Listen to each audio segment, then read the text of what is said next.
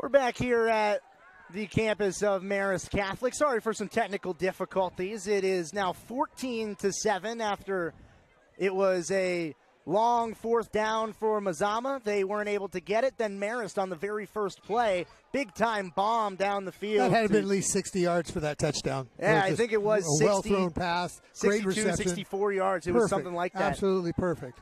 14-7 now the score, and it will be Mazaman football after Marist went for an onside kick. And Kate Owens weren't able to get it. Kate Owens, big offensive lineman, came up with the ball on that. Thank you for bearing with us here on Table Rock and on KFLS for some of these technical difficulties. As on first and 10, Van Gassel was out in the open field, wide open for the quarterback. A foot race into the red zone. Gets past the diving tackler and into the end zone. A big-time 55-yard touchdown. And right like that, Mazaman's back within one. Don't you love high school football? 2 touchdowns in the last 3 plays. Amazing. And that's what Van Gassel does. He's got the wheels. He jigs. As a matter of fact, it looked like he was looking to hand that ball off. Defender took the running back away from him, and he just boogied right down the right side of the field. And that's what happens when you have so many different offensive options. It's hard to account for everybody. Right there, no one had a hat on the quarterback from Marist. Now a chance to tie this ball game back up at 14 apiece. Oh, blocked and kick. It's a blocked kick, popped up in the air, and a special team stand by Marist to keep the lead intact. It's 14-13 with the Spartans in front on their home turf. Today's game is brought to you by Tap Rock Northwest Bar and Grill in Grants Pass, Elmer's Restaurants of Medford, and the Southern Oregon Sports Commission's Know Your Role campaign, promoting respectful behavior at youth sporting events. Also, Spring Sports Action is brought to you by our title sponsor, Lithia Superstore Jeep Dodge Chrysler, and our presenting sponsor, Siskiyou Cellular of Southern Oregon. New stores are opening in Roseburg and Klamath Falls, now 9 locations to serve you. Gotta love a high school pep band that knows Frankenstein. This is great. It's been a little bit of a throwback with the music taste here tonight. Before the game, we were listening to some old school rock. It's awesome. Marist tapping into a little bit of their old school roots. Now it'll be Marist back to receive the kick. Up 1, 14-13 here in the second quarter. The kick received at the 26-yard line but dropped, and it will be Marist who picks it up on a bounce, bounced past 2 tacklers, and up past the 35 to the 37-yard line. A crafty return. It looked like Aaron Bidwell didn't catch it cleanly, got it on the second effort, and was able to make a good return out of what could have been a disaster. He maintained his composure. He looked the ball back into his hands and said, wait, I can go through here. And he jogged through a couple of Mazaman defenders and picked up the first down.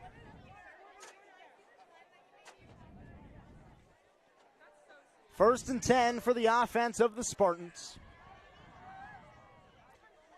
In the shotgun, it's the quarterback, Hudson, handoff up the middle, and a loss of about 1 as it was the Mazaman defensive front who got the push. I think Mazaman saw that coming all the time. Ryan Hayden in on the tackle as well as Jack Kafring. It'll set up a 2nd and 11 for the Marist offense.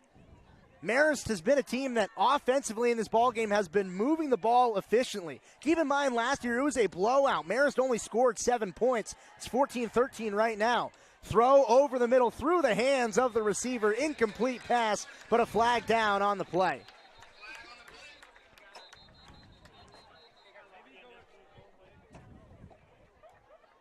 We'll see what the referees say, as it looked like Christian Guerrero was the intended target. It was a nice throw by Nick Hudson, but just went through the hands of his receiver. Maybe the flag has something to do why the pass wasn't complete. Face mask. Face mask against the defense, and it will be a fresh set of downs for Marist. Ouch. After it was 2nd and long. That kind of stuff drives Coach Vic crazy. It'll now be 1st and 10 from inside of Mazaman territory at the 49-yard line.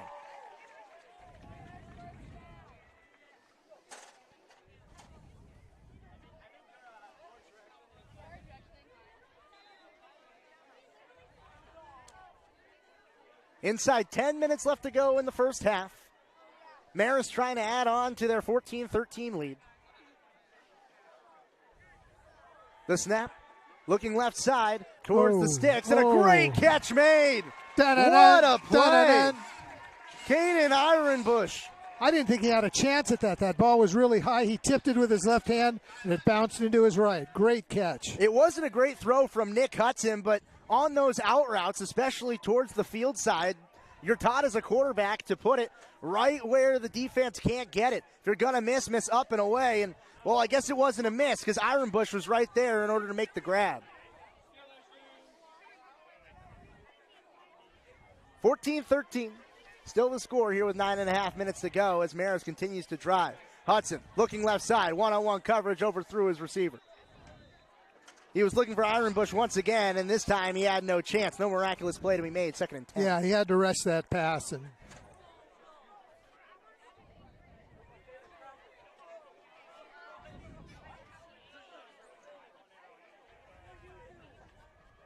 really one of the first plays that hasn't gone for positive yards for Marist in this game. Really, both of the negative plays have come on this drive because they had such successful first two offensive drives of the ball game. It was a big-time shot, about a 3-play drive to get them on the board in their first possession, and then a 1-play drive got them on the board their second possession. Great observations. Now Hudson, 2nd and 10, pitch out to the right side. He's brought down in the backfield, loss of 2, sets up 3rd and 12.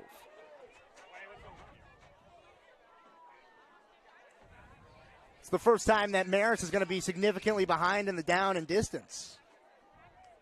But for a team like Marist, they're more equipped to pick up 3rd and long because they are a team that can air it out versus a team like Mazaman that drives out exactly. the chains. They've got more options when they get into a position like this.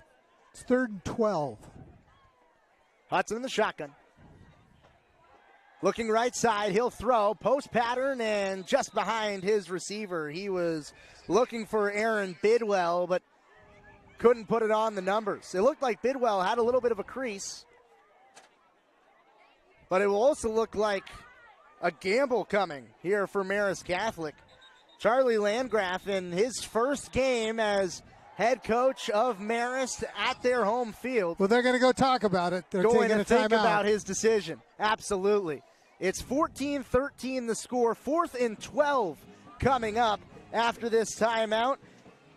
You're listening on Table Rock Sports and KFLS 102.5, 1450. We'll be right back after the timeout.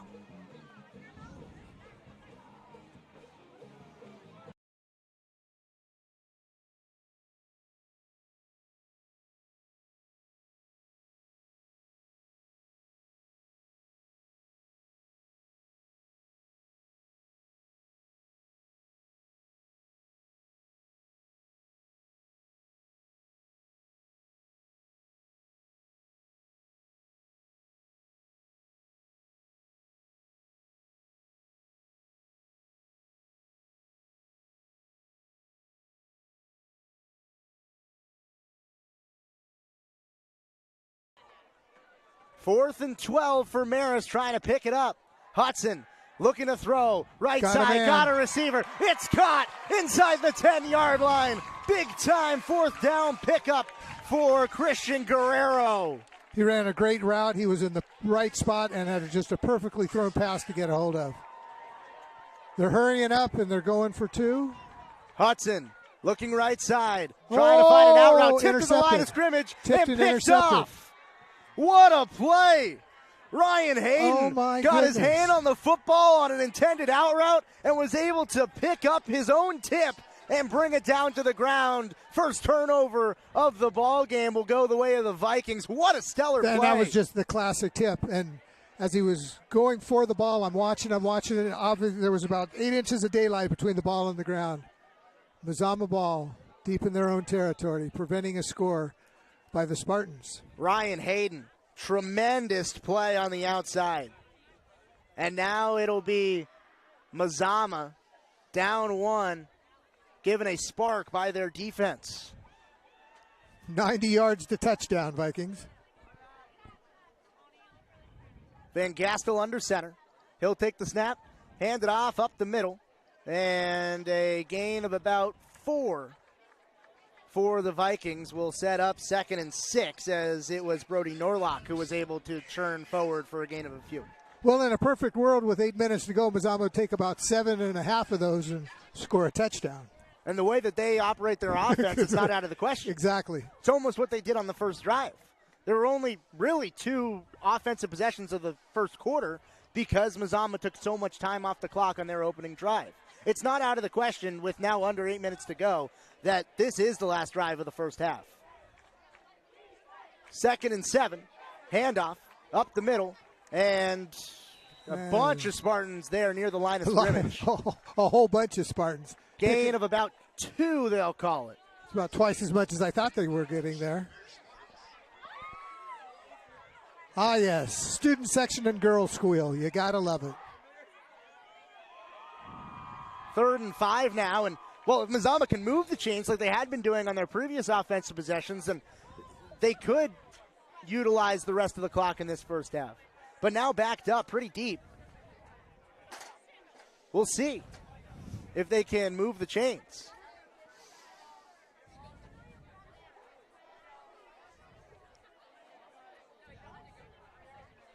Late substitution for Mazaman. Yeah, and Vic Lee's taking his time with his team and calling a timeout. And he took one of his players off, talked to him, brought him back onto the field and said, no, we're going to take a timeout. We're going to talk things over. Big time Looked play like here. a bit of confusion for Vic and the boys. What do you think the play call should be here for Mazaman, a team that has run pretty much primarily in the triple option, 3rd and 5? Before I ever comment on something like that, I always say never played, never coached, only watched. Running back's going to get the ball and go around the right corner.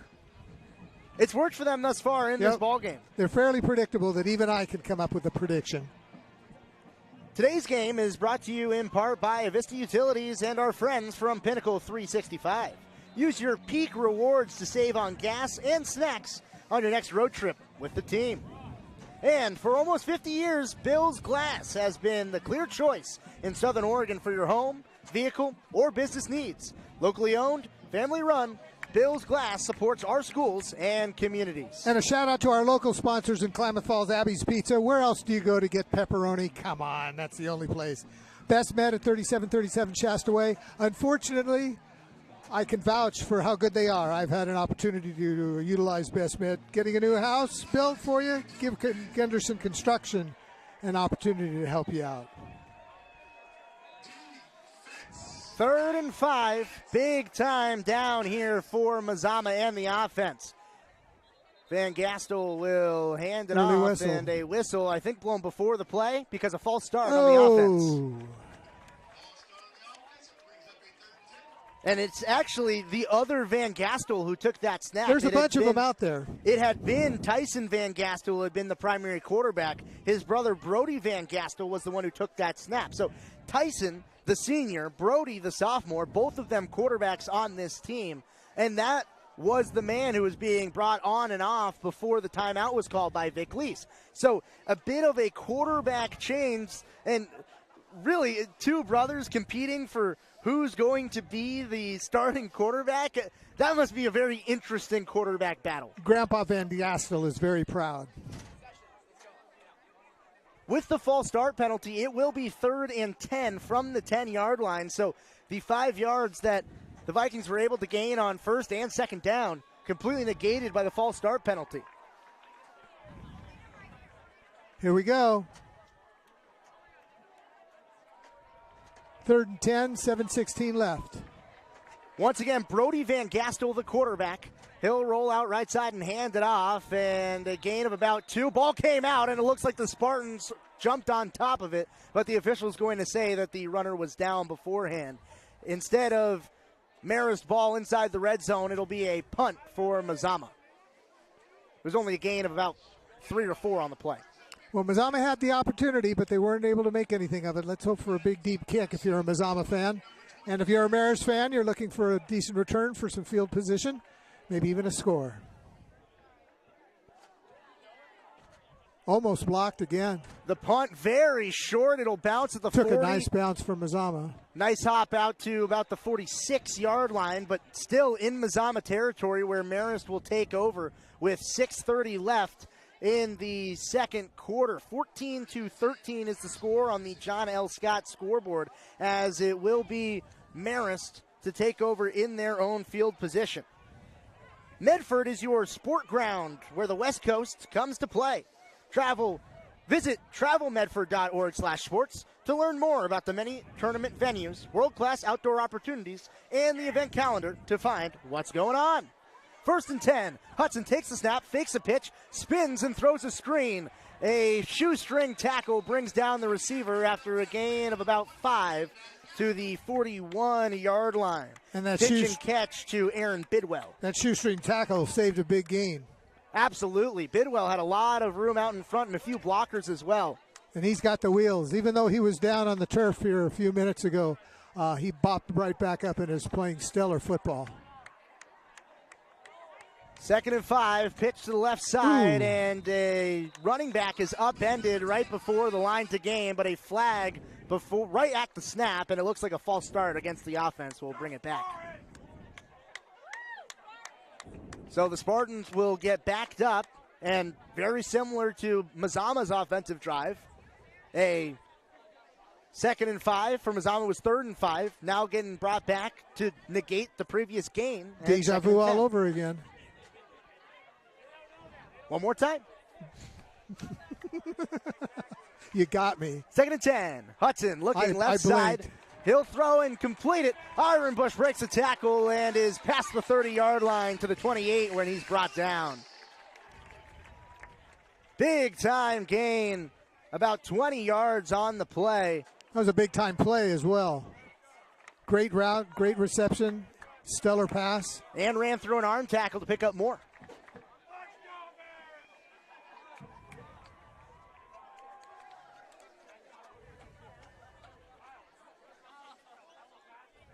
First down and 10. Pitch up the middle on a shovel pass, and the Spartan is digging for some room up the middle. It's going to be a gain of about 5. Marist did a good job of avoiding the Mazaman blitz.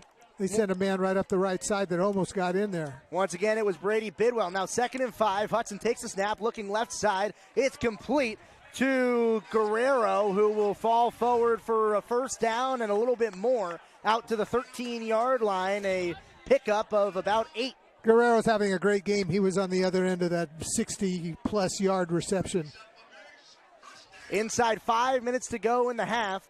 This is pretty much exactly where Marist was when they threw the interception on their last offensive drive. Defense was able to stand, and now they're in the exact same position. Let's see if the Spartans can be more careful with the football. 1st and 10 for Hudson from the 13. Fade route, left side, one-on-one coverage. Jump ball, and an incomplete catch. It looked like he didn't hold on to the ball coming to the ground. I think he got it. I think he was out of bounds. Ironbush was the intended target, but not able to bring it in. Brings up 2nd down, 4:41 to go. There were 2 Vikings there. It was a pretty nice throw towards the corner. The far corner away from our broadcast location, and you're absolutely right. I couldn't quite see if he didn't bring it in or if he was out of bounds. 2nd and 10 from the 13. Hudson looking right side, slant pattern, missed his receiver. Boy, he threw that ball hard. And offline, a dangerous throw behind the receiver. Not able to complete the play. That was Aaron Bidwell again. Right place, right time, just wrong pass. And that's happened a few times when we've seen Hudson target Bidwell. On slant patterns and post patterns, there's been already 3 plays to my count in this first half where Hudson just hasn't put it on number 20. 3rd and 10 from the 13. Big time play here with 4:30 to go. Hudson looking left side. Intercepted by the Vikings down the right sideline and brought down. It's the defensive back Kai Hunt. He'll make the play, and once again, the 13-yard line. Marist can't get past it. And there were 2 receivers, and I thought he was going to go to the guy in the middle on the outside, and he threw it right to the defender. I don't know if somebody missed a route or if his arm got bumped, but that's probably the worst pass I've seen tonight from Marist. And Hudson's thrown the ball really well. Very well. And Ironbush has made a lot of stellar plays. That time, trusted a little too much in his receiver and didn't even give the receiver a chance.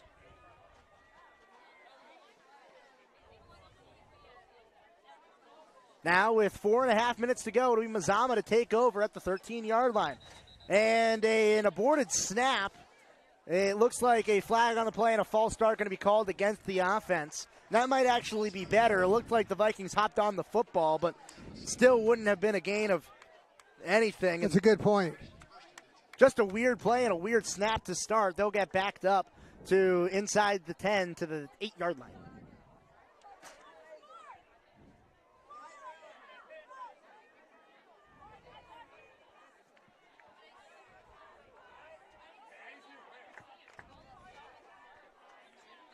So it'll be 1st and 15. Once again, Tyson Van Gastel, the quarterback, back in. He was the starter. His brother took over. Now it's Tyson once again. We'll hand it off up the middle. Gain of about 2. It'll be 2nd and 13.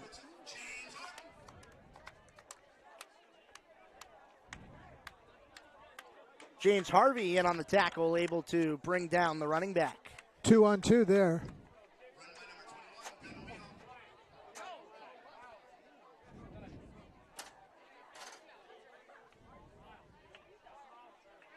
And already here in this first half, Mazaman not having nearly the same success that they did last year. It seemed like they were able to run the football all over Marist last season, and it resulted in a big-time Mazaman victory.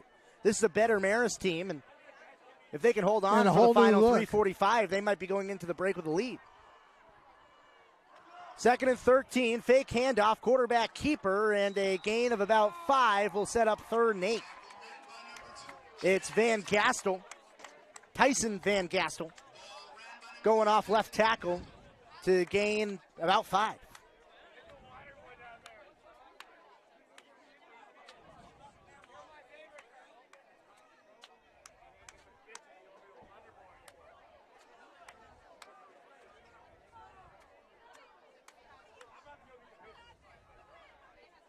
And once again, Mazaman content to let the clock tick as they continue to huddle up. Now 3 minutes left to go. But they need to pick up this first down, 3rd and 7. Very similar to what happened in the last offensive possession for the Vikings. 3rd and 7. Van Gastel rolling out right side, out route, and the ball is dropped. Looked like a nice throw from Van Gastel. And that was a great defensive play. Van Gastel had that ball in his hands, and the defender popped it right out. That was a great defensive play by Marist. Actually, not to his brother. It was to Kai Hunt, number 12, not number 2. But a 3rd down stop once again will force a punt. Getting dark, too dark to see. Friday night lights. Big time. Lights are over there, not over here. They're on the field. 4th and 7. Bad punt. It might have been tipped at the line. Came out really funky. And it will be stopped at the 31-yard line. And with 2:43 to go, prime field position for Marist once again right before the break. The perfect amount of time and the perfect field position to put some more points on the board before we go into the half. But they have thrown 2 interceptions inside of their red zone on their last 2 offensive drives. No, we've seen strong play from Nick Hudson in the offense. They haven't been able to convert on their last 2 offensive possessions from in tight. Now Hudson will take the snap, pitch out, right side, a juke tackler, broke another arm tackle, and met near the line to gain. It will be a gain of 9. He finally got smacked. You can't arm tackle that guy. You got to hit him. Aiden Hazen with a really tough run. Clock continues to run. 2:20 left in the half. And it looks like Marist is content to let a little bit of clock roll. Hudson, the quarterback, keeps coming over to the sideline to get the play call from Charlie Landgraf. And we've seen Marist run hurry up and run quick. But with 2 minutes now left in the half and inside of the 25-yard line, they're content to let some more time tick. Here's 2nd and 1. Handoff up the middle. Hazen gets past the line of scrimmage, or gets past the line to gain, and is brought down at the 13. A big-time gain of 10, where he was, as you said, completely untouched. Yeah, I don't know if there was a missed assignment on behalf of the Mazaman defense or just a well-executed play. It's like the Mazaman sea parted for him to make it through. I attribute that to just really good blocking by the offensive line. Could have been a missed assignment, but I'm sure the running back will be patting his boys up front on the back. Inside 90 seconds to go. And a flag before the play. And it looks like a Mazaman jump will set up a 1st and 5 now inside of the 10-yard line. Just a mental error there. He came up and I didn't catch the number of the man who committed the offense, but he came up to intimidate and just put half a foot on the line and got the offside call. And Marist finally now gets past the 13-yard line. Now inside the 10 at the 8. Hudson takes the snap, handoff, up the middle, and a tackle right at the line of scrimmage will set up 2nd and 5. Went to the running back, Hazen, once again, but wasn't able to get past the first line of defense this time.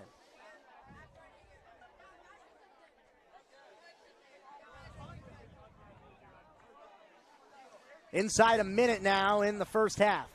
14-13 the score. Marist trying to tack on to their lead. Hudson on 2nd and 5. Handoff up the middle. Hazen. A gain of about 3 or 4 will set up a 3rd and short. And now a timeout called by Marist. 48 seconds left. They will talk things over as time somewhat of an issue, but I think the bigger issue is the down and distance on 3rd and 3, trying to get 6 instead of 3.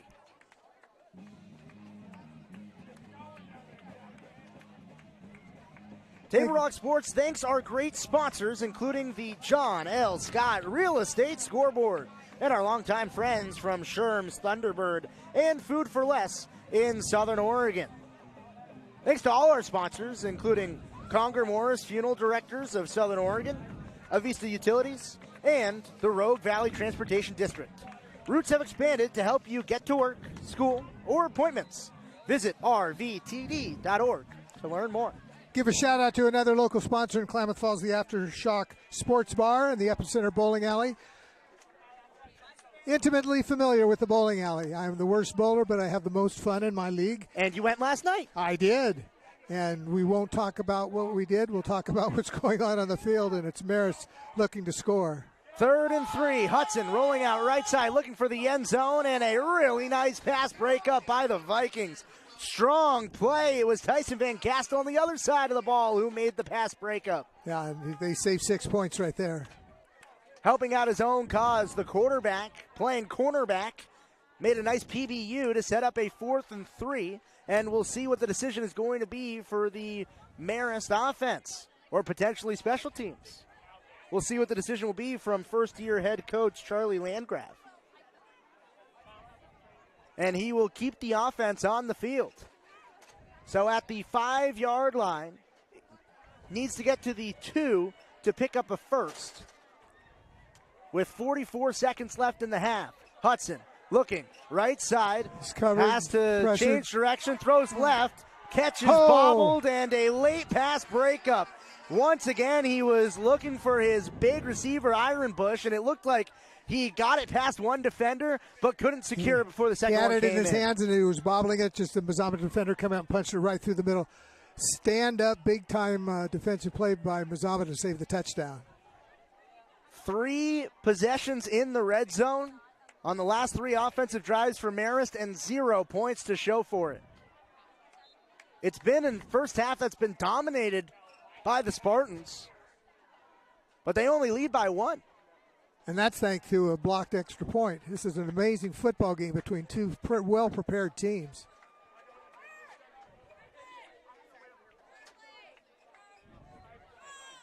.38 seconds left, and Mazaman will take a knee, and I think they're content to go into the half with the score at 14-13. Wow, what a game. Absolutely. A strong first half for Marist as they've been able to air the football out. Mazaman had success on the ground early, but in the second quarter, especially late in the second quarter, both offenses have really stalled. Well, the cliche is it's a whole new ball game. It's a one-point game as we head into halftime, and anything can happen. Both teams are playing great football. Well, it's got to give the edge to Marist They look so crisp and efficient especially in the passing game. Absolutely. They've been airing it out over the top, and it's been the deep shots, getting past the defense of Mazaman, that has been key for Marist in this ball game. Stay tuned during the halftime break. Coming up is the Medford Parks and Recreation halftime report. GP, it's Trap Rock Northwest Bar and Grill halftime. We'll be right back after the break on Table Rock Sports and KFLS 1025 1450.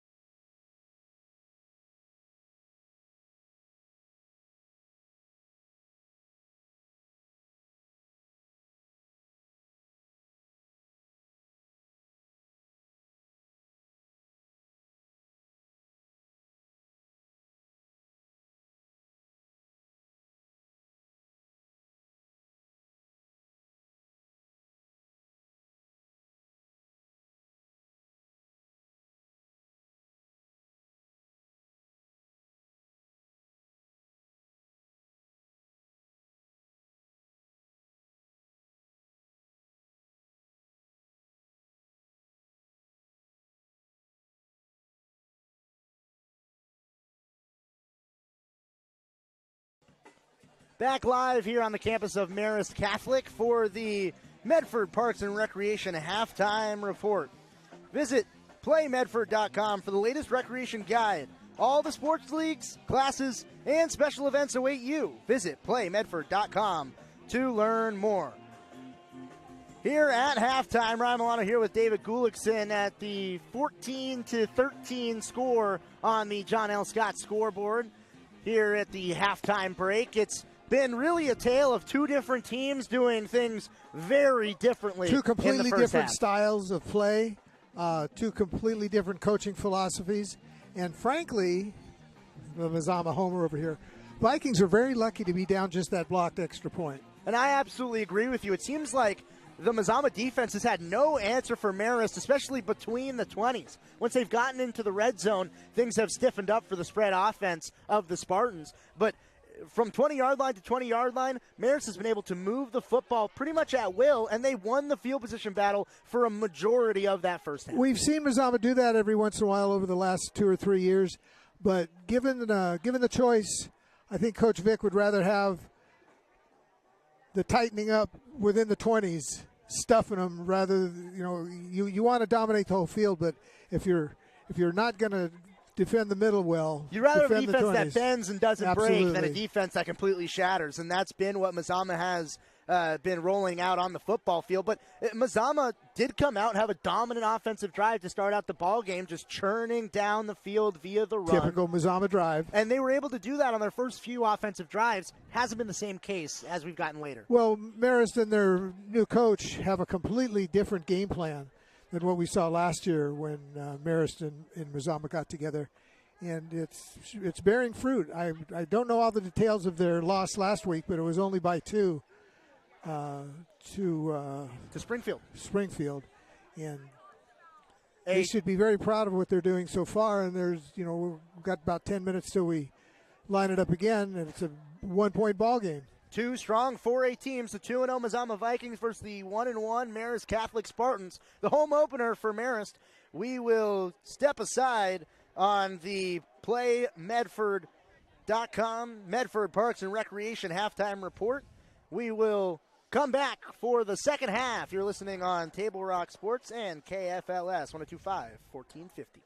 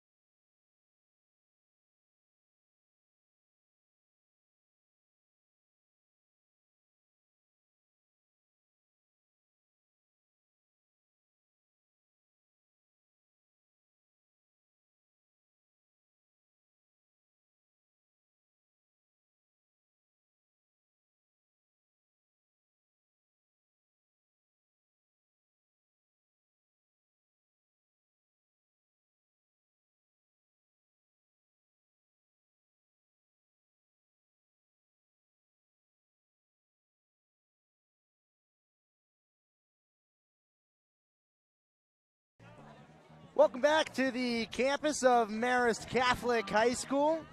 You're watching the Lithia Superstore Game of the Week on TableRockSports.net, powered by U.S. Cellular at Siskiyou. Ryan Milano and David Gullickson here on hand for this game between Marist and Mazaman. 14-13 the score at the half, and we talked about it going into the break, but the contrasting styles of these two teams. David, can you talk to me about how you felt like the passing offense of Marist versus the running style of Mazaman has really put its stamp on this football Mazaman's running style is their bread and butter, and they're missing a couple of their top running backs. No excuses, but Seth McLean and Lobdahl are both out for this game. And you contrast that with as good a passing effort as you can make, but the Mazaman defense has managed to step up at the right times. Those 2 interceptions were critical, and to stop them right before the half from scoring was immense. It's a 1-point game thanks to a blocked extra point, and it's anybody's game. It's a cliche, but it truly is anybody's game to win, and a 2 steps up is going to make the difference. The quarterback play in this ball game, Nick Hudson for Marist Catholic, he's been airing the ball out over the top, but he's made some mistakes. 2 interceptions inside of the red zone. And for Mazaman, Tyson Van Gastel hasn't made that many mistakes, but he hasn't had that many opportunities to either. Only 3 pass attempts, 3 incompletions, but has been churning the ball with his game management. And those 3 pass attempts are about 2 more than you usually see in a half for Mazaman. No, exactly. But when you look at these quarterback play with Hudson and Van Gastel operating 2 completely different offenses, one a little bit safer for a quarterback with the way Mazaman runs things, one putting it in the quarterback's hands for the way that Marist runs things. From your two offensive styles, if you were the quarterback on the football field, which one would you want to play in? The way things are going right now, keeping in mind that I am a Mazaman homer, I like what Marist is doing. And they need to break through when they get within the 20 in order to secure a victory. And Mazaman needs to step up what they're doing running-wise, but maintain that defensive power when they get within the 20-yard line.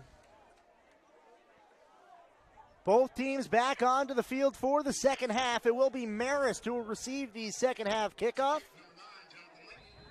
Donovan Layton, the kicker, to boot it deep for the Vikings. He'll boot it. It is received at the 10-yard line. Marist will bounce it out to the right side. Has some space. Past the 45-50. Has one man to beat. Gets past him. Now a foot race towards the corner. Stumbles and is brought down just outside the 20-yard line. Brady Bidwell with a monster return to start the second half. Gunnar Mahan saved that from being a touchdown. That was a great run. He didn't have the line of blockers in front of him. He did that all on his own. That was a tremendous return. Received at about the 20-yard line. Brought back to about the 20-yard line. We'll call it a 60-yard return on the play. And now it's 1st and 10 set up for Marist. Hand off to Hazen, breaks through 2 tacklers, has some space towards the corner, touchdown. And he'll walk in. First offensive play of the second half, a touchdown to put Marist up 20-13. Aiden Hazen just ran that ball with nobody in his way.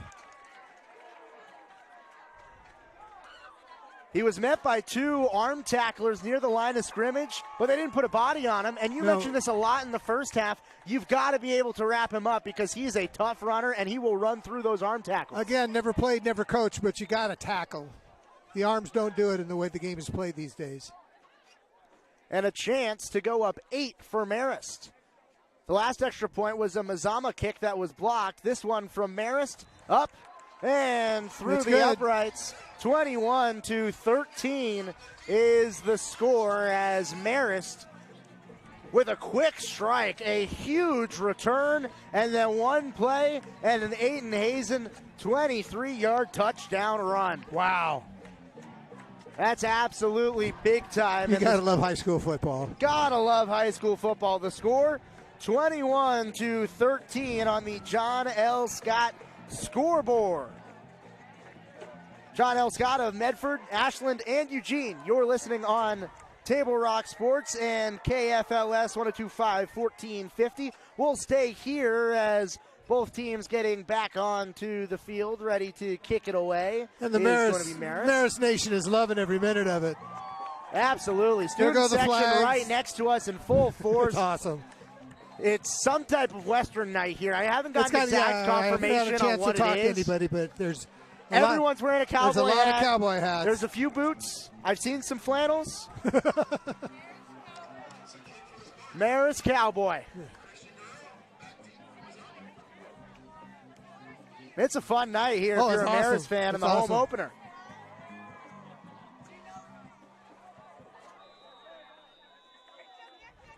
Christian Guerrero going to kick it deep for the Spartans.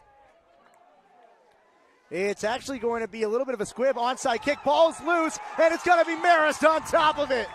What a way to start the half for the Spartans. And that finally worked. Because what ends up happening is some guys, when those kicks get short, there's defenders that are up there that are not ball handlers. And it was Cade Owen who was there for Mazaman, who looked like he had it in his hands, but just slipped right through the breadbasket. He did.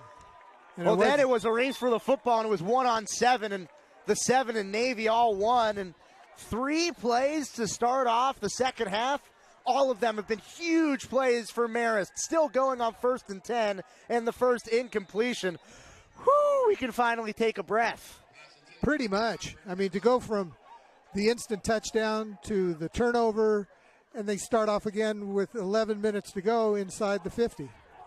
It'll now be 2nd and 10 from the 42-yard line is where Nick Hudson and the offense took over after the onside recovery. Spread formation with 2 receivers each side. Hudson, pitch out to Hazen on the left side, gets around the edge, moving upfield, and is brought down after a gain of maybe 1, but a flag on the play in the area of there holding. Was a hold. And it looked like as Hazen was getting around that edge, the left tackle was grabbing the white jersey, which is why he was able to get the corner. Well, it works. You stopped the guy from grabbing him. You stopped him. I'm not sure. Oh, my. I'm not sure what the result is what they wanted, as they're now back on the Mazaman, or rather the Marist side of the field at the Mazaman needs 48. to put the pressure on the Marist quarterback and force a turnover. My favorite play in football is a defensive touchdown, and as a Mazaman homer, I'd like to see one of those right about now. It'll now be 2nd and 20 from the 48-yard line. Hudson in the shotgun, takes the snap, looking to throw right side, one-on-one coverage, jump ball tipped up in the air and batted away. Really great defense by Tyson Van Gastel. That was great defense, and thanks to a little bit underthrown ball, but the defender had just the proper position to screen the ball away from the receiver. And Nick Hudson at quarterback has looked great today on every throw, except for the ones where he's targeted Aaron Bidwell, and it hasn't really even been Bidwell's fault, but the throws when Hudson has gone to the right side of the field, whether it be Bidwell on a post or a slant, that time on a go route, they just haven't been quite as in sync as Hudson's been with the rest of his receiving corps. 3rd and 20. 11 minutes left to go in the third quarter. 3rd and 20. Hudson takes the snap, looking right side. He'll go to Bidwell once again. This time they connect. Flag down on the play, but a walk-in touchdown. And we'll see what the flag is going to be. There was some hand fighting on the catch by Bidwell, and I think this one might be brought back. And I think Marist thinks so too. They're not celebrating. Even the student section has realized this is not a touchdown. A really nice throw and a pretty nice route. One-on-one coverage, just a little bit too much hand fighting between Bidwell, the receiver, and the cornerback. And now they'll be backed up even further on 3rd down. It was 3rd and 20. Now it'll be 3rd and, well, to Portland. 3rd and a whole 3rd and Oak Ridge. 3rd and, well, Mazama's home field. What do you think? 3rd and what? Let's see, 5. A 10, lot. 3rd and 40. I didn't know we were supposed to be doing math. Shh. The ball will be placed at the 33-yard line. Marist took over possession at the 42-yard line in plus territory. And they need to get to the 33. It is third to get a first down. And 35. Not too many plays in the playbook for 3rd and 35. Let's see what Marist breaks out here. The opportunity is there for Mazaman to make a big play. Hudson over the middle, finds receiver to midfield. He's brought down after a huge gain, and it's still going to be 4th and 15. Wow. Crazy. A gain of 20 for Brady Bidwell. Brady Bidwell, Aaron Bidwell, both receivers on this team. Well, they kept the offense out there for a little bit, but one of the special teams coach started kicking his leg, and he's walking off the sideline just going, There's a translation for that won't meet FCC requirements, so we'll just leave it at that. All righty then. It'll be Marist on to kick it away with Van Brady Gaskell Bidwell. Back to take the punt. Boomer. Bidwell. Punt bounces at the 15 and will take a nice Marist hop inside the 5 where they'll down it. A tremendous punt. What a kick by Brady Bidwell. And I don't know if you could see in my shot, but when that ball took its final bounce, it went away from the Marist team and it almost went into the end zone. Yeah, there was a little bit of panic. There were 6 Spartans, or 5 or 6 Spartans all around the ball. Yeah. And it bounced right in the crevice between all of them. And they're, oh, no, what am I going to do? And it was those 6 guys that are all looking at each other and says, I didn't do it. Did you do it? I didn't do it.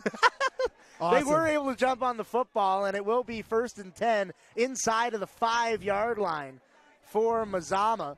So once again, very similar to the first half, Marist dominating field position early here in the second half. 8-point game, 9:57 to go, 97 yards to touchdown, Mazaman. Van Gastel fakes a handoff. He'll keep it himself off the right side and will be brought down after a gain of about 2. Gets to about the 6 where it'll set up 2nd and 8. Inside 10 minutes left to go here in the third quarter. 8-point game with the Spartans leading after they were able to strike first on the very first offensive play of the second half with the Aiden Hazen scamper to the end zone on a handoff. That was a great score.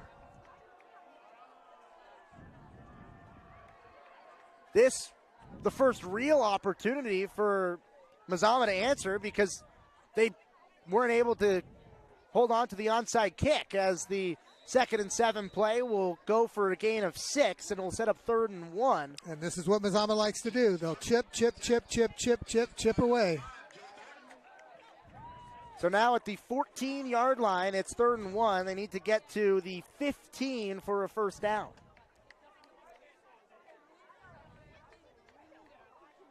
Maybe the 14 for a first down.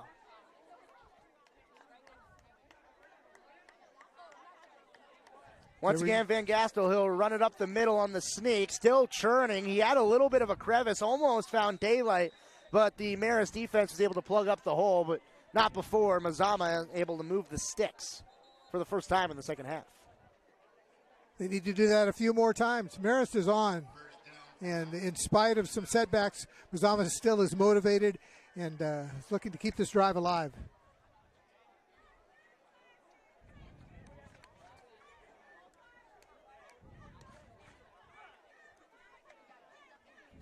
Before or after the game is a great time to visit Dutch Bros and enjoy your favorite beverage. September is Buck for Kids Month at Dutch Bros, where $1 of every purchase goes to youth organizations in our communities.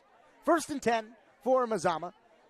Fake handoff up the middle, looking to throw. Van Gastel over the top, overthrew his intended target. Ryan Hayden was streaking down the field, but it was still pretty good coverage from Marist. Probably a good thing that ball was overthrown. Exactly. And you don't see Mazaman throw much. They'll do 6, 7, 8, 9 running plays in an attempt to lull the defense into thinking they're not going to throw the ball. They pop one up there, but it needs to be better executed than that.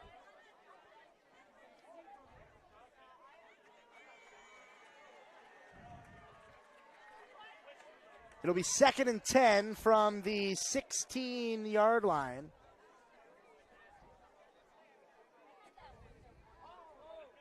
Van Gastel. Handoff on the left side on a counter play. A gain of a few yards. Gets past the 20 to the 22-yard line. Worked hard for that. He'll split the sticks, call it 3rd and 5. Let's.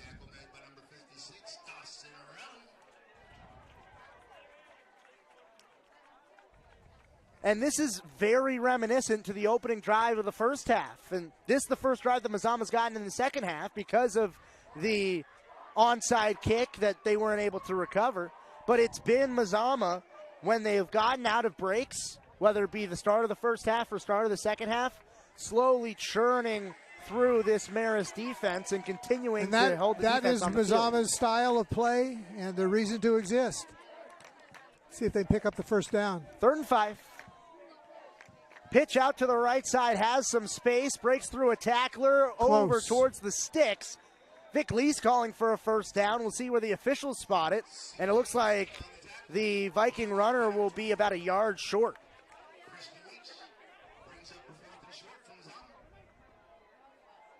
Fourth and 1 for Mazama. And the Vikings have been no stranger to going for it on 4th down. They show no fear. It doesn't matter if they're on their own 30 or if they're on the other team's 30. Show no fear. The Vikings are here. Well spoken. We should put that on a T-shirt. I bet the boosters would love it. Just over 6 minutes to go in the 3rd quarter. 4th and 1. Handoff up the middle. Met at the line of scrimmage. It'll depend on the spot as the second effort. The running back right fell side. Forward. I think he got it. I didn't think he got it on the first effort. No, he sure did didn't. On the second effort. What a tough run. That was a tough run, and I almost thought his knee might have been down before but there. It looks like Gunnar Mahon was the one who had the ball in his hands and was able to churn through the sticks for a first down after it didn't look like he got it, and then somehow spun out of a few tacklers to pick up the line to gain. That was nothing but heart. He did that all on his own. First down, Mazama.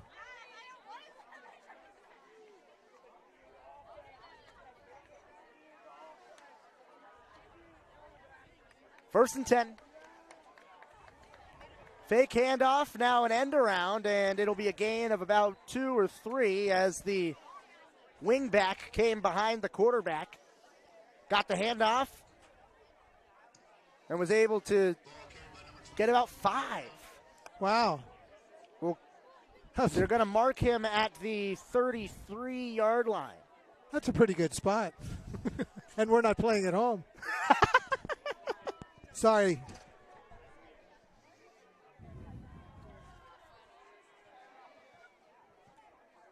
Five minutes to go.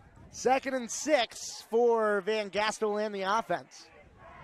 He'll take the snap, hands it off to the fullback who gets past an arm tackler, now trying to bounce it out to the outside, spinning around tacklers, still on his feet to midfield, and wrestled down across the halfway line. Really tough run for Brody Norwalk. Pickup of about 15, and he got 12 of those all on his own.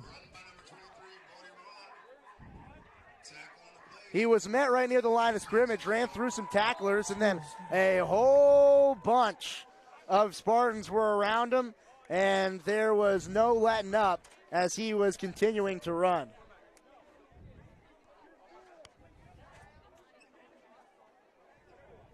That'll set up another 1st and 10 inside of 5 minutes now in the 3rd quarter.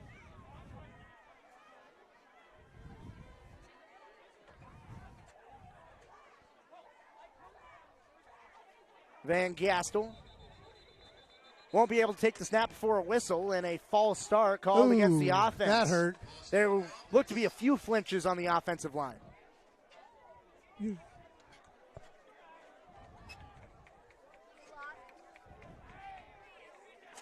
And that was really what hurt Mazama in the first half, was the penalties getting them behind in the down and distance. It's better on 1st down than it is on 3rd, but it still hurts now 1st and 15. And it negates the really strong run that we saw by Brody Norwalk, because now they're back behind midfield and behind in the down and distance. It's hard to churn out as many runs up the middle. 1st and 15. Handoff up the middle. And it's actually QB keeper. Van Gastel out to the outside. All green grass. He fooled me and the entire Marist defense. And that's what Mazaman does best.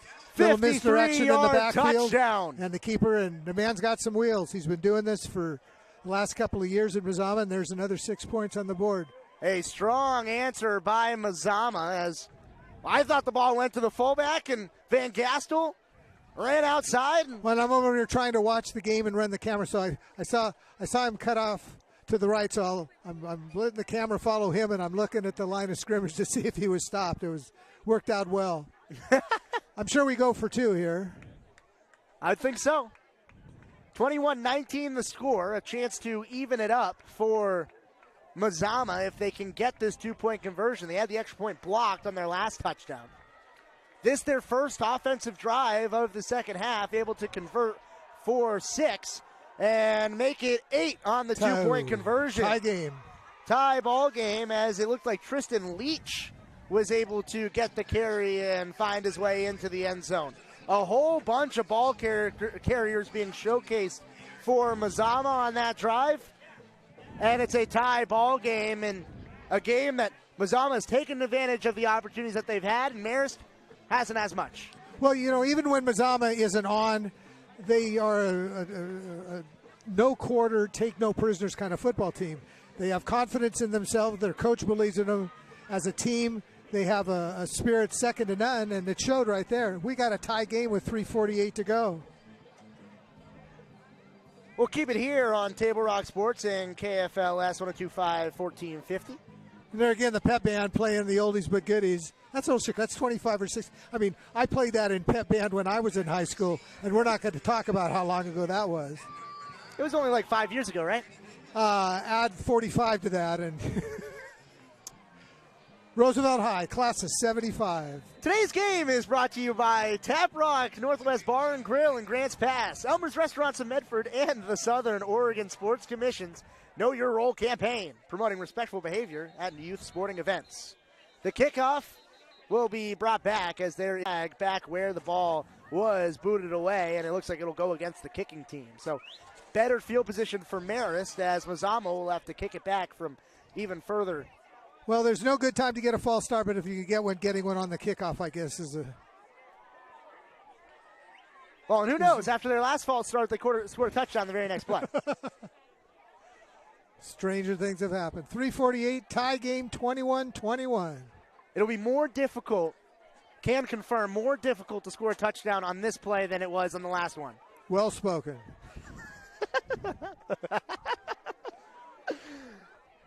More fun than humans should be allowed to have here, ladies and gentlemen. We have no fun. None. In the broadcast booth. None whatsoever. 21-21 as Mazaman will boot it away. It's received at the 15-yard line by Marist, curling it out towards the right side and breaking through some tacklers. Now some more space to the 45-50. Jukes around some more, brought down at the 48-yard line is Dennis Jackson Jr. And he's a power runner. Not to take anything away from his run, but Mazaman needs to tackle, and they're not tackling. And there's been 2 kick returns for Marist in this second half, yes, and both of them have been really long kick returns. But that might have been why it got so much help. There's a holding call against Marist. It will bring back the Spartans. The flag was down at the 39-yard line, so it'll bring them back to the 29 on the holding call. So instead of getting the ball at the 48, they'll get it at the 29. Ouch. 23 yards of difference. Didn't phase the student section, though, I'll tell you what. I don't think anything could phase the student section. No, not tonight. That's awesome to see. Nick Hudson in the offense, back on, 1st and 10 from the 29.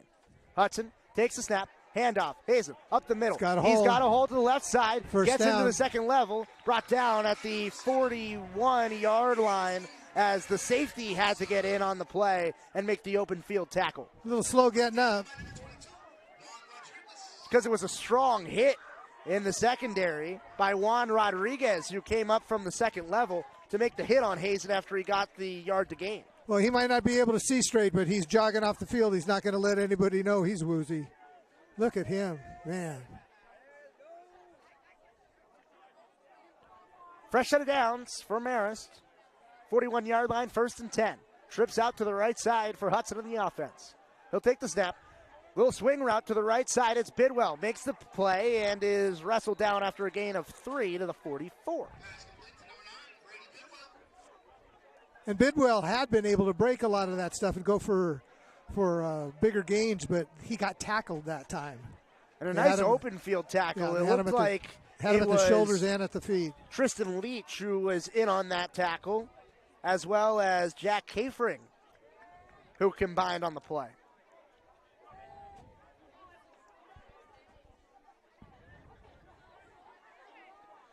Two and a half minutes left to go in the third quarter in a tie ball game, 21 apiece. Hudson takes the snap, looking left side. He has one-on-one coverage, double move, good ball, jump ball, catch made, and the ball got ripped out of the receiver's hands. It's an interception. It looked like the catch was made by Ironbush, but the ball got taken away, and they will call it an interception. And that is Mazaman for football. Gunnar Mahon. You saw Coach Leach over there on the sideline indicating it's our ball, and he's pointing downfield, and he's jumping, and then one of the zebras said, okay, it's your ball. Wow. What a tremendous defensive play. It looked like the receiver, Ironbush, had the ball in his hands. He had that. And before he went to the ground, Mahon ripped it away and came out of the scrum with it. And the third interception of the ball game. It's a well-coached defense when plays Hudson. like that happen. That's an indication that they've, that's something that just doesn't happen. That's practiced over and over and over again. And that's been really what's kept Mazaman in the game, because Marist has been dominating offensively, especially through the air and in field position. Exactly. The saving grace for the Vikings has been the turnovers. 1st and 10, handoff, up the middle. It's a crease into the second level, foot race, and dragged down at the 35-yard line from behind is Tristan Leach, as it was Aiden Hazen who looked like he was able to run him down and prevent the touchdown. And Tristan's a strong man. He's 6'1", 215 senior, and he dragged that defender for five of those yards. That was awesome. It was either Aiden Hazen or Brady Bidwell who was able to chase him down and saved the touchdown, really. It was all green grass in front of him, in front of Leach, but wasn't able to convert. 1st and 10, handoff, fumble ball on the ground, and Marist is on top of it. 2 plays later, a turnover, and it's Bidwell who jumps on the ball. So after the interception, Bidwell able to bring it back. As Mazaman was falling down with the ball, the defender, rather than preventing him from moving any further, went for the ball, and it was just a perfect strip.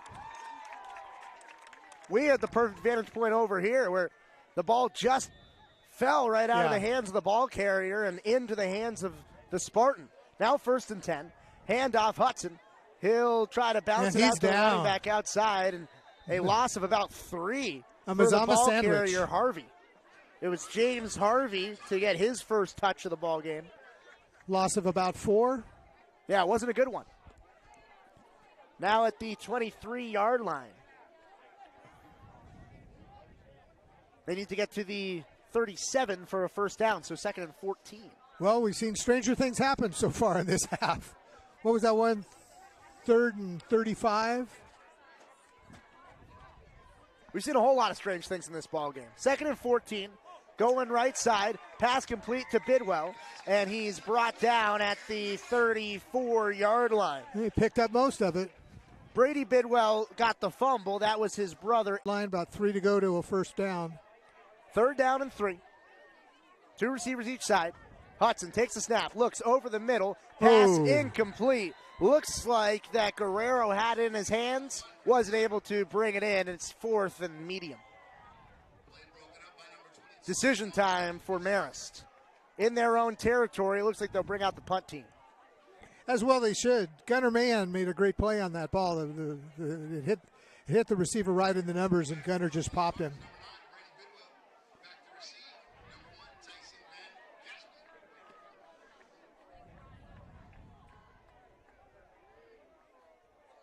$21 apiece as Bidwell will boot it away. Barely gets it out, but it's a nice kick. Received at the 35-yard line, and the Viking had to fall to the turf to actually bring it in. It was Van Gastel who was the punt returner, and he didn't have a great beat on it. Yeah, he wasn't in a real good position. I don't know what caused his vision to be obstructed there for a moment, but Mazaman's lucky that he hauled that in and fell on her. Both these teams have been a little bit loose with the football as of late. A turnover on the offensive possession for Marist. And it drives the coaches crazy. For Mazaman, and then a 3-and-out right back. Drives the coaches crazy, but as a fan, I love that stuff.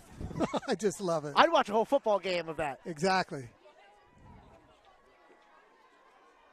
38 seconds left to go in the third quarter. Tied at 21 apiece. Van Gastel under center. He'll take the snap. Handoff, left side. Running through a lot of bodies and being stacked up at the 40-yard line is Christopher Baldwin. And he did a good job of hanging on to the football because when they had him stood up, there were two defenders going after that football. Especially after the last drive. Yes, exactly. Got to hold on to it. And with this Mazaman team who has so many different ball carriers, still early in the season, there's a whole lot of different players who are fighting for reps in that backfield. And being able to hold on to the ball, very key. Yeah, that puts you at the top of the list for sure. Well, that's the last play of the third quarter. Yeah, Mazaman content to take it into the half. So as we head into the fourth, the score 21-21 between Marist and Mazaman on the John L. Scott scoreboard. John L. Scott of Medford, Ashland, and Eugene. We'll step aside for just a quick minute on Table Rock Sports and KFLS 102.5 FM, 1450 AM. Back for the fourth quarter after this.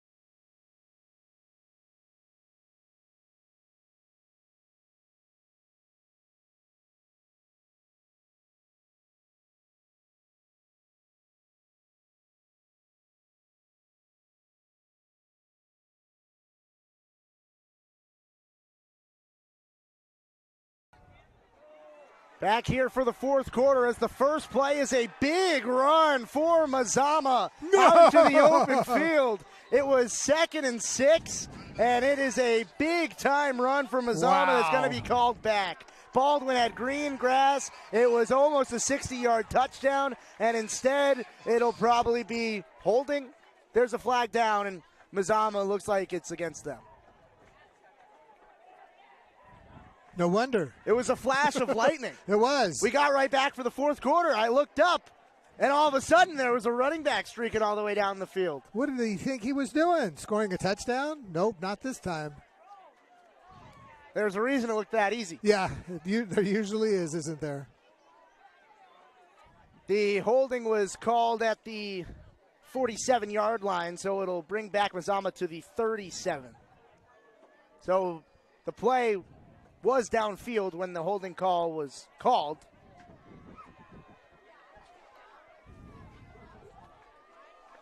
Here we go. 2nd and 9 for Mazaman. Second verse. A Same wishbone as the formation handoff. They'll do it once again. He's got green grass in front of him. Baldwin breaks the tackler. Won't go the distance this time, but is still brought down beyond midfield at the 44-yard line in a big-time game. I didn't catch the defender's number, but that ankler stopped a touchdown. He had him around the right ankle, and oh, boy, what a football game. 21-21, just 30 seconds elapsed in the fourth quarter. This game's coming down to the wire. Well, I don't want to jinx anything, but went through a 3-overtime Mazaman win last week. Wishbone formation once again. 1st and 10, handoff, Bidwell. They're running the same play. Baldwin. They're running the exact same play to Baldwin 3 plays in a row. This one a gain of 5. gets him out to the 40, maybe 39-yard line. Mazaman will do that. They'll run the same play 3-4 times in a row, basically an in-your-face, you know what I'm doing? I dare you. Well, and let me guess what's about to happen. I think they'll show up in the exact same formation. They're going to fake it to Baldwin. What are you doing up here? You should be down there coaching the Vikes. That's just my prediction. Like you say, never a player, never a coach outside of like 12 years old. But that's what I think is going to go on right here. Well, let's see. 2nd and 6. Oh, what do you know about that? To the other running back this time, up the gut. It's Jaden Justice, who will get a gain of about 3, and it really didn't work that well. They did hand it off in the to big the other picture. running back It didn't on the work well, side. but that's what Mazama's got 3rd and makeable, and they do this on a regular basis. They get a little bit on 1st down, get a little bit on 2nd, get there close enough on 3rd to get the 1st down, and keep on marching. 3rd and 4. 10 minutes left to go in the game. 21-21 the score. And Gastel under center. Wishbone once again. Handoff. Baldwin. Perfect. Off the tackle. He has green grass in front of him. Has to juke out a defender and is brought down inside the red zone at the 15. That was an awesome Bidwell, play. the only defender back, the safety for Marist, able to prevent the touchdown. But what a drive it's been for Christopher Baldwin. He's just been churning out runs. And he doesn't want to come out. He's strong, he's flexible, he's well-conditioned, and he's got heart. He's a great football player. And well-conditioned is the key. He had the scamper he thought was a touchdown, and he's gotten every single touch since except for a 3-yard gain. They're riding the horse.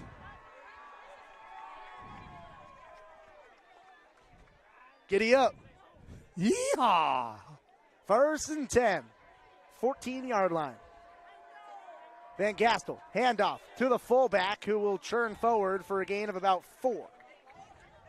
Brody Norlock, the rusher on the play. Gets them inside the 10. Not quite to the 9-yard line, but cracks them inside of that 10-yard line. They do have to get to the 4 for a fresh set of downs.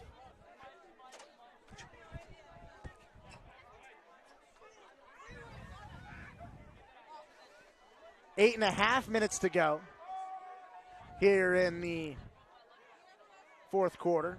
Van Gastel, handoff, up the middle, actually keeping himself, going out left side, lunging towards the goal line, and into the end zone. Mazama. What a turn of events for Mazama. It looked like it was going all Marist to start out this second half.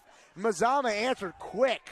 That's what they do best. You know, Marist has not had a chance to do what got them there in the first half of this game. Mazama's defense has stepped up, and the offense is doing what they do. Just slug it out, 3, 4, 5 yards of possession, and they're looking at taking a 7-point lead. 27-21 the score, and we'll see if they go for 2 or if they kick it. Remember, the last time they tried to kick the extra point, it was blocked, and they converted on their most recent 2-point conversion. And it looks like they will go for 2. There have been Wishbone times where formation. Mazama, that's all they've done is gone for 2 in recent games. Van Gastel pitches it out to the corner, and there's no one outside. A walk-in 2-point conversion for Gunnar Mahon. 29-21, and it's an 8-point ball game with Mazama in front. It was 21-13, and there's been 16 unanswered Viking points to give them the 29-21 lead on the John L. Scott scoreboard. John L. Scott of Medford, Ashland, and Eugene. You're watching on Table Rock Sports and KFLS 102.5 and 1450. Quick 30-second timeout. We'll be right back for the remainder of the 4th quarter right after this.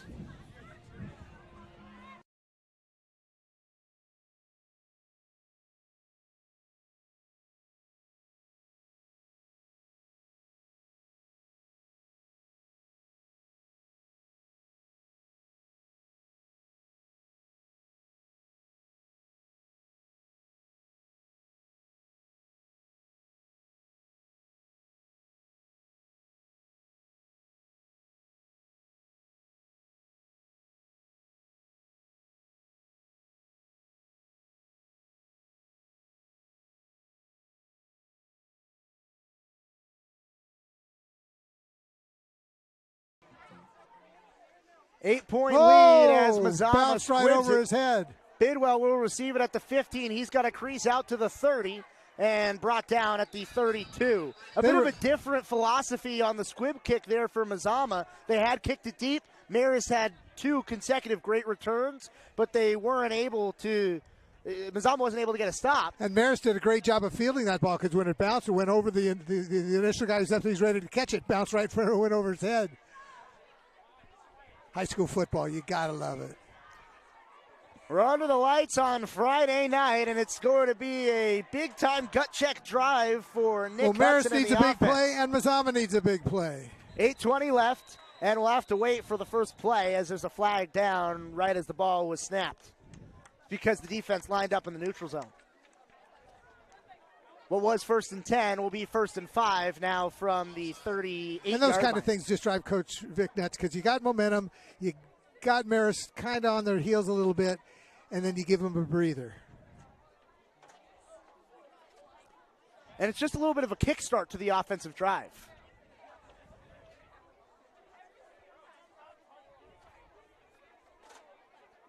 Now 1st and 5 for Nick Hudson in the Marist offense. Hudson, handoff, Hazen, up the middle. Will churn to about the 40-yard line where he's brought down after a gain of 3. Will set up 2nd and 2. So we got 8 minutes to go. We got an 8-point game. Marist just a couple of yards away from a first down coming up to midfield.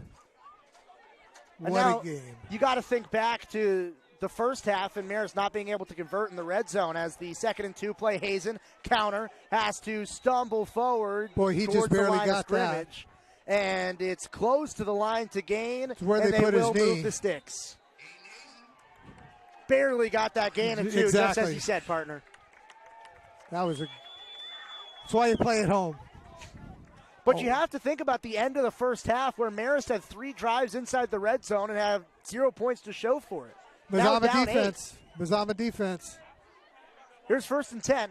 Hudson, one-on-one coverage, going deep left side, and it's not reeled in by the receiver Guerrero.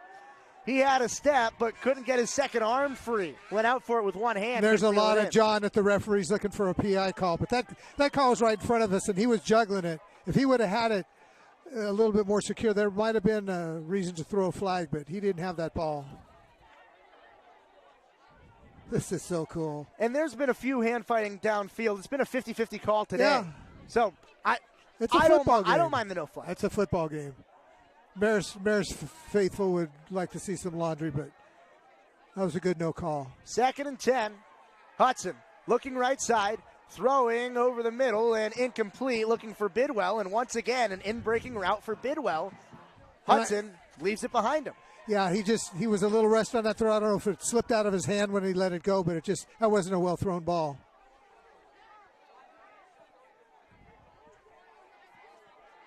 So now it'll be a big-time 3rd and 10. Yeah, back where they started.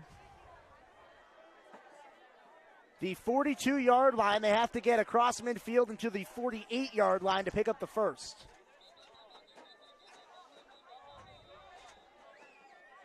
And it will be Marist who will talk things over before the play. And actually, it'll be a timeout by the referees because of an injured Spartan who really just sat down right next to the sideline. A little bit interesting. I didn't even see him try to run off the field. But a stoppage by the referees, get a little bit of a line change. That's a good thing to do. Now 3rd and 10. 29-21 the score.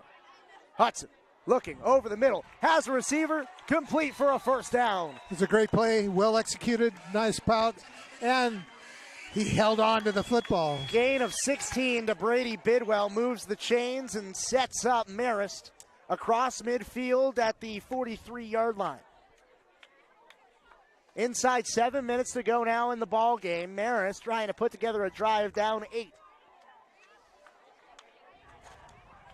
And you think with the way the Mazaman's played offensively, if they get the football, Marist might not get it back. And Marist is going to get a big-time help here on first down as Mazaman tried to jump the snap and was in the backfield when the ball was still in the center's that was oops. It was Jack Kafering who tried to split the offensive line, and as soon as he got between the tackle and guard, he realized that no one else is moving. And he figured, what the heck, I'll keep running. Maybe they didn't notice. 1st and 5. Hudson. Pitch out left side. Hazen bobbles it, but is able to retrieve it. Gets past the line of scrimmage and lunges forward near the line to gain. Pick up a 5. He gets may have the first down. Did he get it? He did get the first. They'll mark him down at the 33, which was the line to gain. I thought they were going to get him in the backfield, but he managed to pull it out. That was a great opportunity to pick up some yards, and he made the most out of them. He goes off a little gimpy. He's favoring his right leg. Well, Aiden Hazen didn't field it cleanly when he was going out on that toss, but he was able to retrieve it and then get the edge. 1st and 10. Hudson flips it out to Bidwell, breaks a tackle, breaks another, going upfield past the first down marker, still circling through tacklers and to the 10-yard line. Flag down, and it looks like it might be a face mask on a Mazaman defender. A big-time pitch, catch, and run from Hudson to Brady Bidwell, who juked out the entire Mazaman defense. Yeah, it was a great opportunity for him to make some yards. Mazaman wasn't quite aware of what was going on, and then they finish off with giving him a face mask penalty. And that face mask was on a tackle that he broke as well. I counted maybe 4 or 5 broken tackles, and one of them was a penalty. Yeah, got to tackle these guys. They're inspired play. They've got the home field advantage. They've got a full student section screaming for them.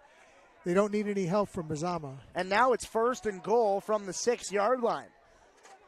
Marist hasn't had success when they have been in their red zone. They're 0 for 3 on red zone trips. Well, the Mazaman faithful are hoping this is 0 and 4. 1st and goal, looking left side. Hudson in the flat, completes it to a receiver, tackle near the goal line. It'll depend on the spot, and he's just a little bit short. They'll say he's down at the 1. It looked like Bidwell on the reception. And in the first half, it was a lot of Ironbush who was the primary target for Hudson in the offense. Now it's been Bidwell in the second half who has been clearly the primary target for Nick Hudson. And we'll see what the formation is and what the play call is now that they're on the goal line. 1-yard line, still spread formation. 2nd and goal, handoff up the middle. Hazen dives into the end zone for a touchdown.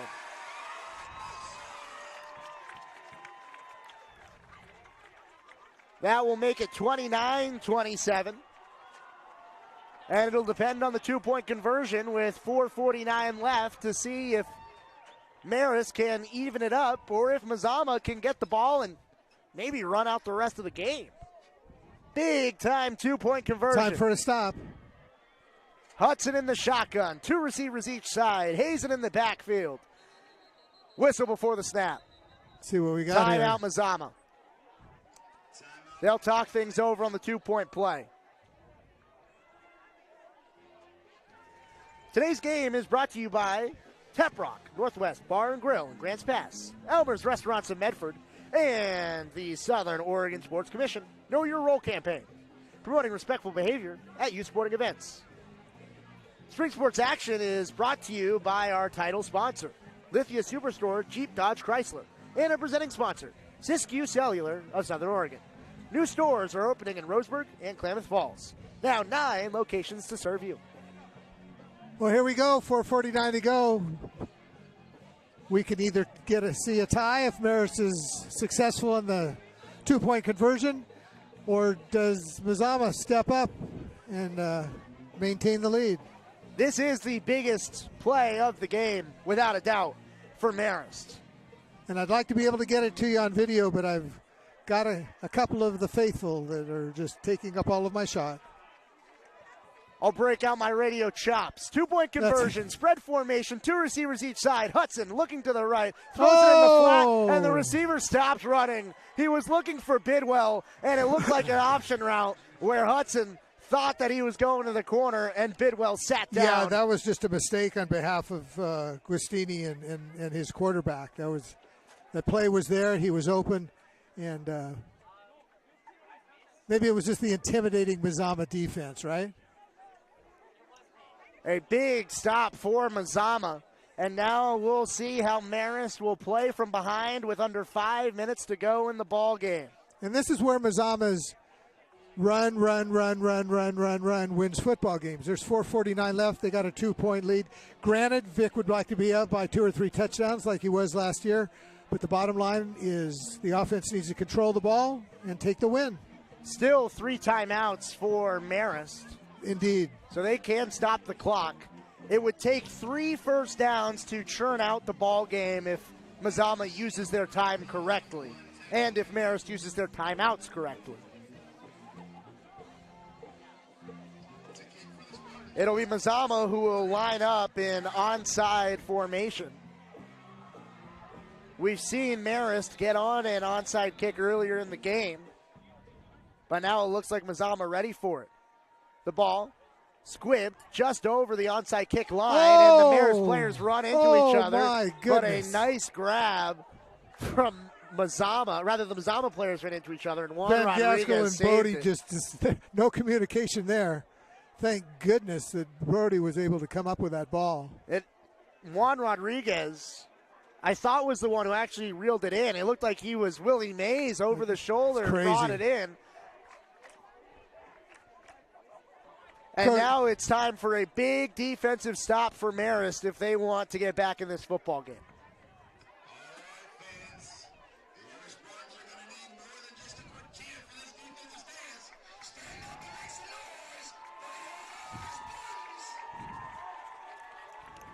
We'll see what Mazaman and Van Gastel are able to do. Once again, wishbone formation. 1st and 10 from the 30. Van Gastel, handoff up the middle. Gain of about 3 before the running back is met by a swarm of Spartans.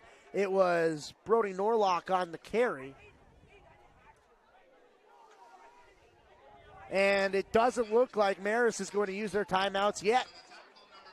Clock continues to run. It's at 4:25. Marist still has all 3 timeouts. I would say Mazaman is slowing the pace of play, but this has been their pace all game long. I would. Because that's what they do. But they've slowed the pace of play all game long. They have controlled the tempo when they've had the ball offensively, and it has been slow and methodical. 2nd and 7. Van Gastel got to take it himself, going left side, and a gain of 2 will set up 3rd and 5. That was a designed quarterback run with a few pulling linemen out in front, but a nice play by the Spartans to tackle the quarterback from behind. And it'll be really interesting to see if this is 4th down territory for Vic Leese's squad, because they've been able to move it on the ground for 2 or 3 yards at will whenever they've wanted to. Coach and his Vikings have the reputation for going it forward on 4th downs in situations where those of us that have never played and never coached go, what are you doing? With now under 3.5 minutes to go, 3rd and 4, Spartans need to get a stop on 3rd down before we can even consider if it's 4-down territory. And a whistle before the play. False start going to go against the offense. There was some movement up front. So a 3rd and 4 turned into a 3rd and 9. You might have to give an assist to the pep band on that one. It's the loudest we've heard the student section here yet. When the pep band stopped playing the music right at the snap, there was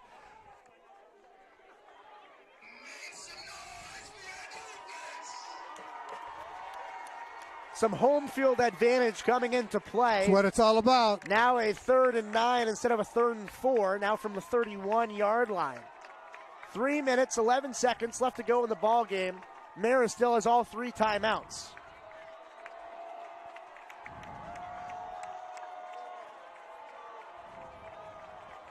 Van Gastel under center. He'll take the snap, fake the handoff, looking to throw. Going downfield, he finds his receiver. The ball is bobbled, and it's incomplete.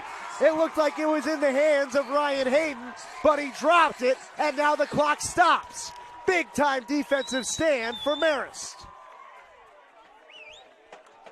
That would have been a tough catch. The defender was all over him. The ball was thrown a little low. If he would have made it, it would have been on SportsCenter. He didn't. It's 4th down. And now it looks like Mazaman going to punt it away and give the ball to Marist with just over 3 minutes left to go in the ball game.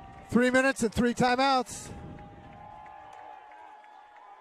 The punt away, and it's a poor one. It'll bounce shy of midfield and just get across the halfway chalk before it's down at the 49-yard line. So with 2:59 to go, down 2, it'll be Marist and the offense led by Nick Hudson with a chance to take the win in the home opener. Well, it comes to Marist being able to be efficient and execute, and it comes down to Mazaman popping somebody and getting that football. Marist has already turned the ball over more than a few times here today. 3 interceptions for Hudson in the offense. 1st and 10. Hudson looking left side, swing route, gets it to his receiver Bidwell. Jukes a tackler, now running inside past the first down marker and more. Gets dragged down at the 30-yard line. A big-time game for Brady Bidwell. Big-time play.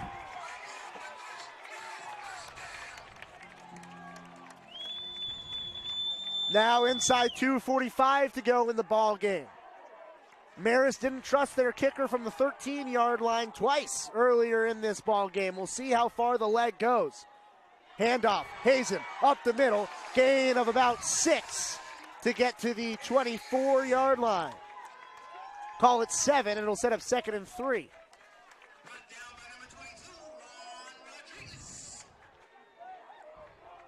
Marist now trying to utilize their time wisely. The clock almost not even a factor anymore with all 3 timeouts. Exactly. It's just about getting the first downs and actually scoring the points. I'm going to try holding this camera up over the field so we can 2nd and 2. see what might be going Hazen on. running out left, and he's tripped up past the first down marker. Moves the chains, but a shoestring tackle prevented what could have been a go-ahead touchdown. Now inside the red zone, Marist hasn't been successful in the red zone yet today. Only 1 touchdown inside of the red zone. But that was on their last time in the red area. Here's 1st and 10 from the 18.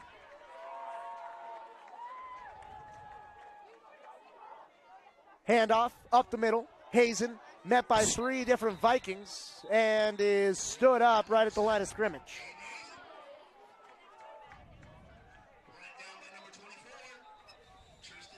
Now inside 90 seconds to go in the ball game as the clock will stop where Marist calls their first timeout.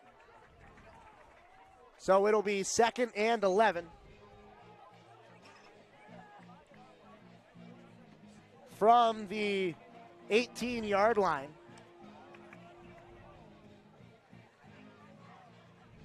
And it'll be a 2nd down for Nick Hudson and the Marist offense.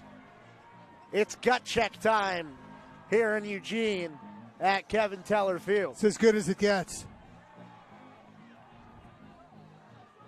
You know what else is as good as it gets? Avista Utilities. And our friends from Pinnacle 365. Some of our presenting sponsors. It's as good as it gets. Use your Peak Rewards to save on gas and snacks. It's on a your peak next road time trip for with the team. rewarding. Really, the clock not an issue. 2 Not more at all. timeouts for Marist. With 90 seconds left to go in the ballgame. Down by 2. It's who executes the best right now. It's going to make the difference in this game.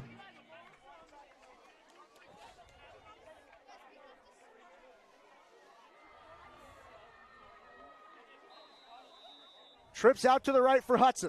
He'll take the snap on 2nd and 10. Looking over the middle. Has Wide receiver. open. Wide open. Wide Walk-in open. touchdown. Brady Bidwell.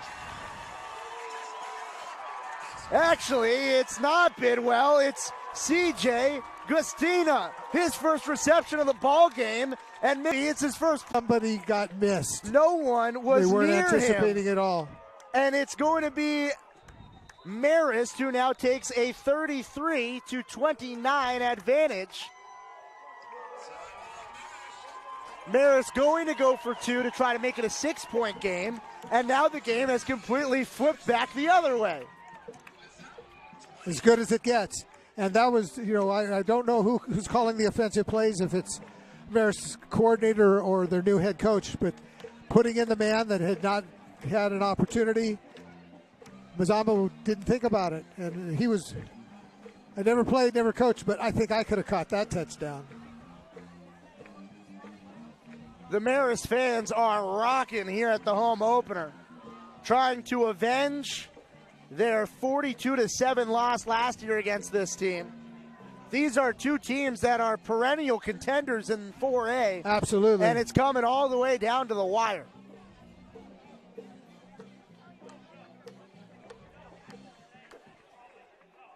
Marist will go for 2. The mathematical most logical choice, up by 4.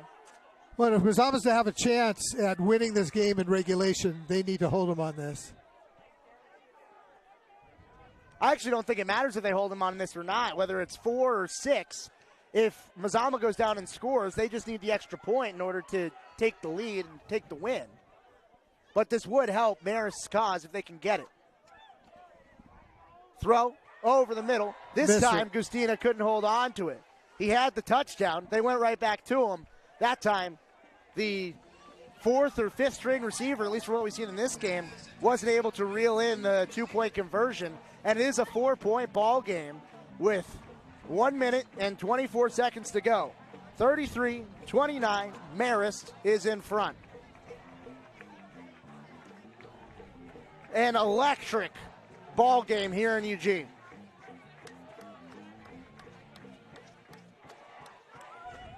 For almost 50 years, Bill's Glass has been the clear choice in Southern Oregon for your home, vehicle, or business needs.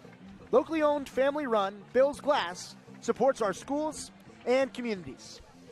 Also, Medford is your sport ground, where the West Coast comes to play. Visit travelmedford.org/sports to learn more about the many tournament venues, world-class outdoor opportunities, and the event calendar to find out what's going on. Well, it comes down to this. Minute 24 to go. Mazaman in a position where they can win this game without going to overtime, but they're a long ways from home. And with Mazaman's running style and only 2 timeouts, it's going to be interesting. Squib kick received, and going right down to the ground is Ryan Hayden at the 39-yard line. So 61 yards separates Mazaman from taking the lead and probably the win if they can get into the end zone. Yeah, and we're just in a situation where our bread and butter has got to be put back in the fridge, and we got to whip something up that is a little bit out of our comfort zone. But we need some yards, and we need them now. 84 seconds left on the clock in the ball game. Van Gastel under center. He'll take the snap. He'll keep it going out left side and is brought down after a gain of about 2 positive yards. It's been what Mazaman's been doing all day, but that's not going to get it done as the clock continues to roll. As if the crowd needs any prodding. The sideline of Marist is raising their arms, getting everybody up. Now inside of 60 seconds in the ball game. Only one play is taken off, now more than 30 seconds. 55, 54. Under center Van Gastel. Handoff. Going left side. Open room and brought down after a gain of about 9 is Baldwin. Moves the chain, stops the clock with 46.5 seconds to go. Will get them just shy of midfield. Wow. What a game. I just love this. 51 yards left to go. 46.5 seconds to get there. And a timeout called by Vic Lease and the Vikings. Actually, it looks like the timeout was called by Vic Lease and the Vikings, excuse me. A lot of things to discuss, but there hasn't been a shift in offensive philosophy here earlier in this drive. Nope, they're both teams holding to what they do best. Unfortunately, Mazaman doesn't have the time on the clock to pound the rock. Kai Hunt in as a split wide receiver. We haven't seen a split wide receiver maybe the entire second half for Mazaman.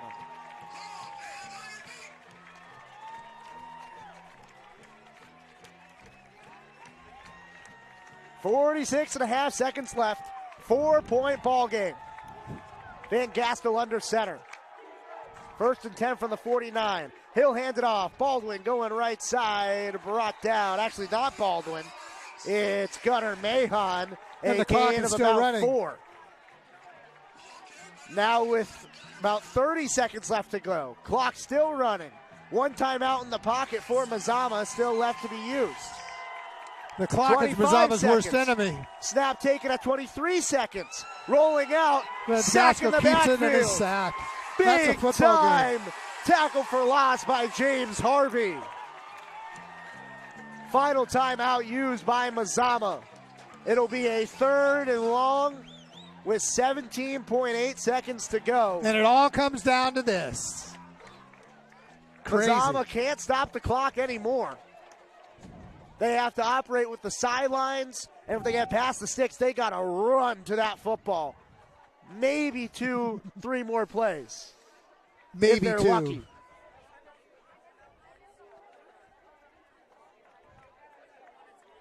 They have 51 yards to the end zone. It's a tackle for loss. Gets them back to where the original line of scrimmage was. So it will be 3rd and 10.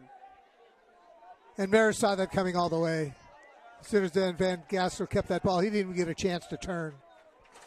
And I'm very surprised that Mazama hasn't been throwing the football. I know that they've had a few big gash runs in this game that have gone for explosive plays. But this late in the ball game, when time is not your friend, it's hard to keep the ball on the ground and run that clock. Now the snap taken, flip out to the left side, going towards the sideline and getting out of bounds with 13.8 seconds left to go is Tristan Leach. So a gain of about 4 sets up a 4th and 6 with 13.8. So at the very least, Mazama needs to get to the sticks at the 41-yard line. And even if they do, they still need some help. They do. And Marist just needs to stay composed, not be in the moment, just do what they've been doing the whole game, and they'll come out with the W.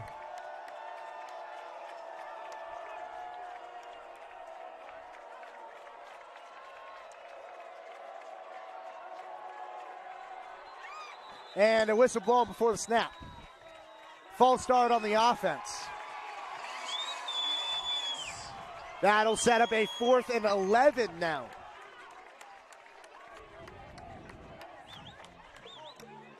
The margin for error was already minuscule. Minuscule, and now it's microscopic. There's none. There's no margin for error right now.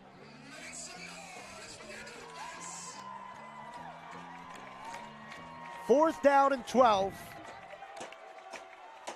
from the 47-yard line. 13.2 seconds left. Van Gastel under center. Takes the snap. He's looking going to get throw. smacked. Under pressure. Hit as he throws. Incomplete. That's the game.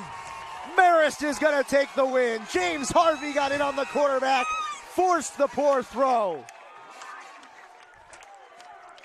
There's a very happy football mom over here. I met her earlier today. There she is. Yeah. Marist going to walk away with a win in the home opener as long as they can execute one final kneel down.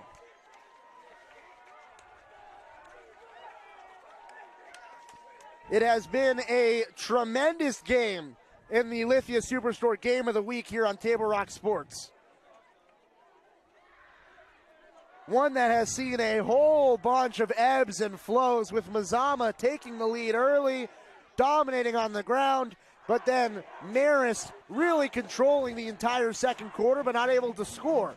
Then turnovers and big plays all the way through, and all of a sudden we're somehow here. It's a tremendous win for Marist. Just underscores the changes that they've made, and it's a tough loss for Mazama. They played their game, they did what they did best, but they made more mistakes and were not able to put the points on the board when it mattered. Marist will kneel on the ball and will take the win. 33-29, the final score.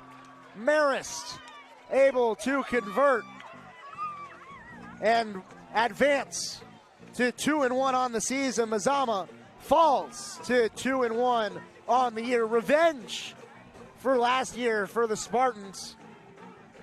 as they bounce back from their 42-7 loss and counter with a 33-29 thrilling victory. A tremendous football game. One of the best games I've been to that I lost. I'll tell you about the other one. Don't go anywhere. Stay with us for the Southern Oregon Sports Commission's Know Your Role postgame show, which comes your way next. You're listening on Table Rock Sports and KFLS 102.5 1450.